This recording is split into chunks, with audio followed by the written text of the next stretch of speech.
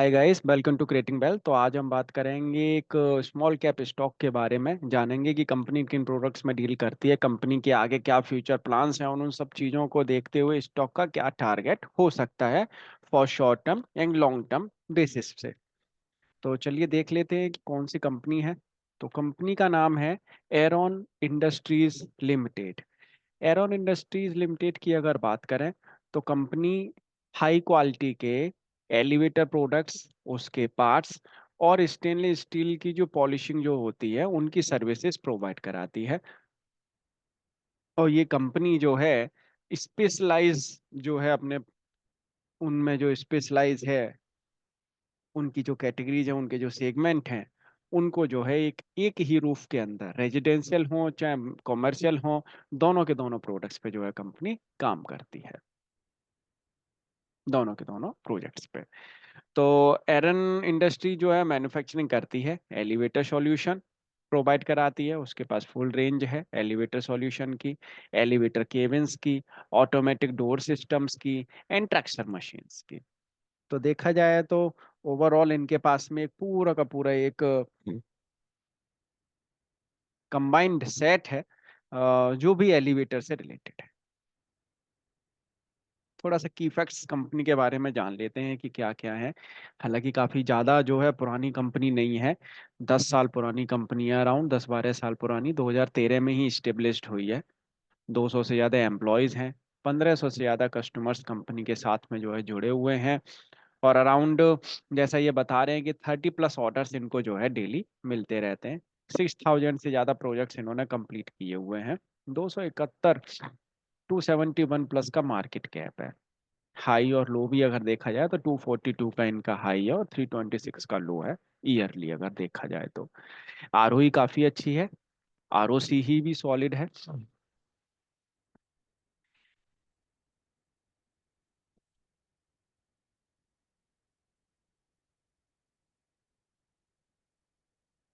Milestone अगर आप देखोगे तो 2014 से लेके और 2024 तक जिस तरीके से कंपनी जो है अपना काम कर रही है, अभी 2 ब्रांच और इन्होंने ओपन करी है और एक अपनी इन्होंने S4P4 की लाइन भी जो है इन्होंने शुरू करी है, जहाँ पे जो है ये फैब्रिकेशन कर रहे हैं एलिवेटर के कंपोनेंट्स का। उन्होंने जो है शुरू किया है जिससे कि इनकी जो कैपेसिटी है और डबल होती हुई नजर आएगी। उस पर भी बात करेंगे। तो इनके एरियाज आप देख लो, अभी मैंने आपको जो है बताया था कि कौन कौन से एरियाज में कंपनी काम करती है।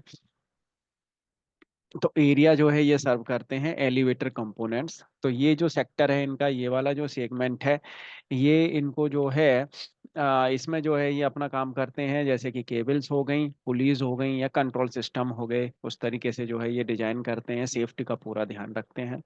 स्टेनलेस स्टील पॉलिशिंग का जो है काम जो है कंपनी करती है। साथ के साथ प्रेस मोल्ड प्लेट्स, तो प्रेस मोल्ड प्लेट्स का भी जो है कंपनी काम करती है, उनको भी जो है प्रोवाइड कराती है। साथ के साथ एसएस डिजाइनर सीट्स भी जो है कंपनी जो है प्रोवाइड कराती है, इनकी भी मैन्युफैक्चरिंग करती है।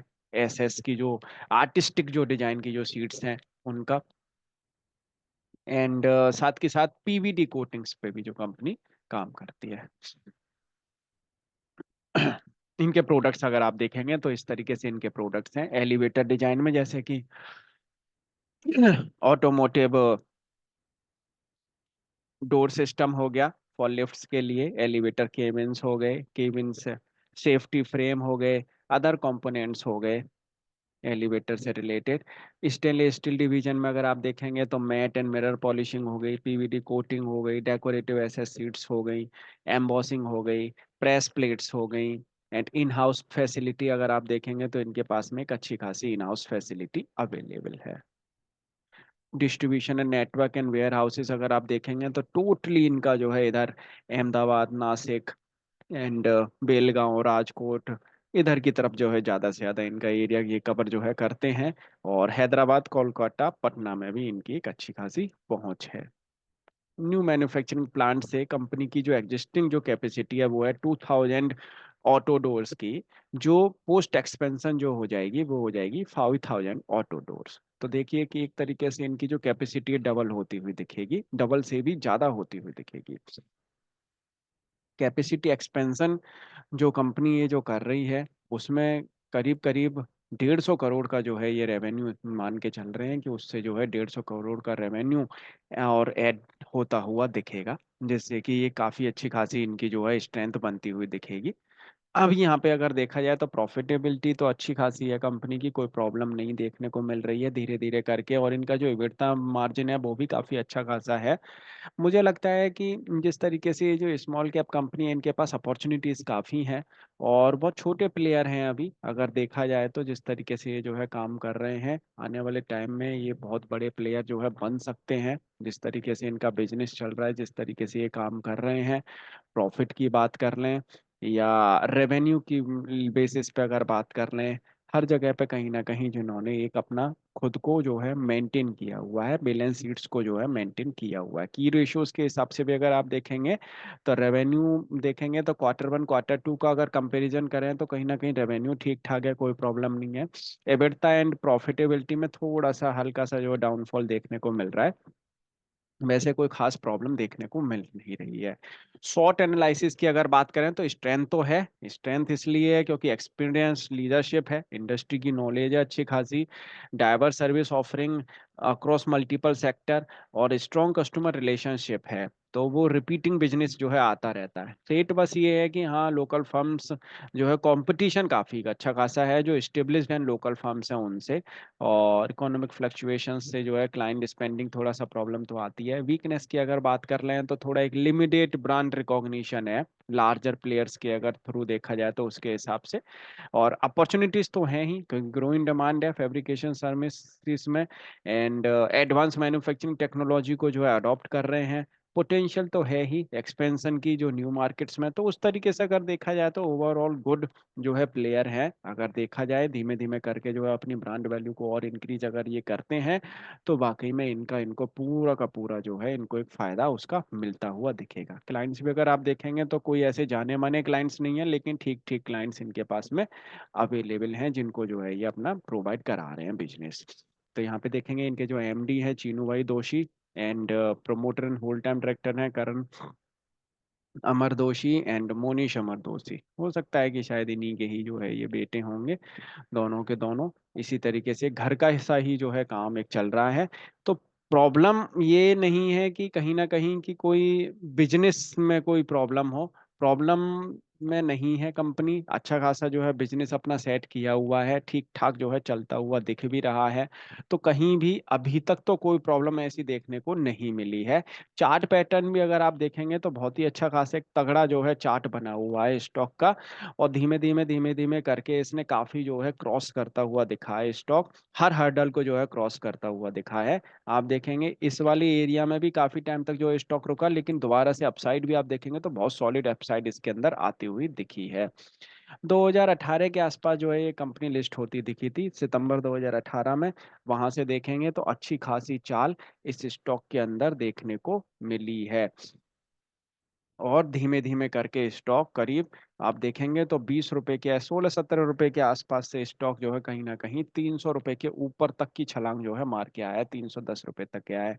सबसे बड़ी बात कि यहाँ का जो एरिया है आप देखेंगे 2013 में, जो 2023 के लास्ट में इसने जो हाई लगाया है दिसंबर में, और वहां से अब अगर आप देखेंगे तो पूरा का पूरा साल निकलने को आ रहा है 2024 का, लेकिन स्टॉक का ट्रेंड चेंज नहीं हुआ है। सबसे बड़ी बात है कंसोलिडेशन चल रहा है एक ही जगह पर, लेकिन कहीं भी अगर आप देखेंगे तो कोई ट्रेंड चेंज नहीं हुआ है। यहाँ भी शूटिंग स्टार कैंडल बनी है, यहाँ भी शूटिंग स्टार कैंडल बनी है, लेकिन कहीं भी अभी तक तो कोई ट्रेंड चेंज होता हुआ नहीं दिखा है।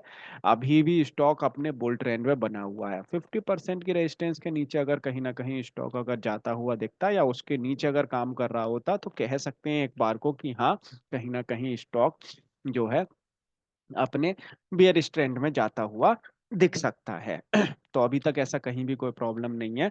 तो इस तरीके से अगर देखा जाए तो स्टॉक का जो ट्रेंड है वो अभी चेंज नहीं है। स्टॉक के जो फंडामेंटल्स हैं वो ओके हैं। अभी मैं आपके सामने फंडामेंटल्स इसके रखूंगा। तो on the basis of chart अगर देखा जाए तो अगर कोई भी अगर इसमें अपना एक बैट लेना चाहे तो मेरे हिसाब से 250 रुपीज का एक अच्छा खासा इसका एक स्टॉप लॉस लग सकता है, 20 रुपए नीचे का जिस भाव पे ये स्टॉक जो चल रहा है। और बिल्कुल इस स्टॉक को जो है थोड़ा लंबे समय के लिए अगर आप रखेंगे तो ये वाकई में एक अच्छा खासा आपको पैसा बना के दे सकता है। 250 रुपीज के स्टॉप लॉस के साथ में में ये स्टॉक पकड़ा जाता है, पकड़ा जा सकता है। शॉर्ट टर्म बेसिस पे मेरे हिसाब से ज़्यादा जो है इस पे ध्यान नहीं देना चाहिए। मार्केट का मूड माहौल भी आप देख ही रहे हैं कि किस तरीके से मार्केट का मूड माहौल चल रहा है। अच्छे अच्छे स्टॉक्स की जो है पिटाई हो रही है, जिनके अच्छे रिजल्ट्स आ रहे हैं वो भी पिट रहे हैं। यहाँ पे बस आपको ये करना चाहिए, इतना फोकस रखना चाहिए कि आप अपने आप, आपका जो स्टॉक है उसका जो टारगेट है उसको आप ध्यान में रखिए, और वो क्या उनके फंडामेंटल्स अच्छे हैं या नहीं। कंपनी जो है कहीं ऐसा तो नहीं कि बहुत ही ड्रॉप डाउन उसके जो है फंडामेंटल्स में देखने को मिल रहा है, उनके जो बैलेंस शीट है उसमें देखने को मिल रहा है, उनसे जरूर बच के रहिए। तो अभी इस स्टॉक में ऐसा कहीं भी कोई प्रॉब्लम देखने को नहीं मिल रही है, मैं आपके सामने इसके फंडामेंटल्स रखता हूँ।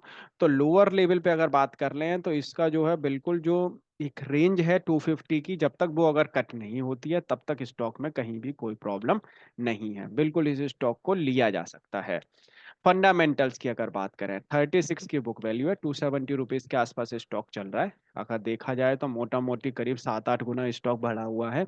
10 की फेस वैल्यू, आरओई काफी अच्छी है। आरओई और आरओसी की बात करें तो कहीं कोई प्रॉब्लम नहीं है, बहुत ही सुपर स्ट्रॉन्ग आरओई और आरओसी पे बात कर रही कंपनी जो है काम कर रही है। ऑपरेटिंग मार्जिन प्रॉफिट भी काफी अच्छा है, और अगर क्वार्टरली बेसिस पे ईयर ऑन ईयर अगर देखेंगे तो वो सुधरता हुआ भी दिख रहा है। आप देखेंगे तो सितंबर वाला जो मंथ है उसके अंदर जो सेल गई थी प्रीवियस ईयर में वो गई थी 14 करोड़ की।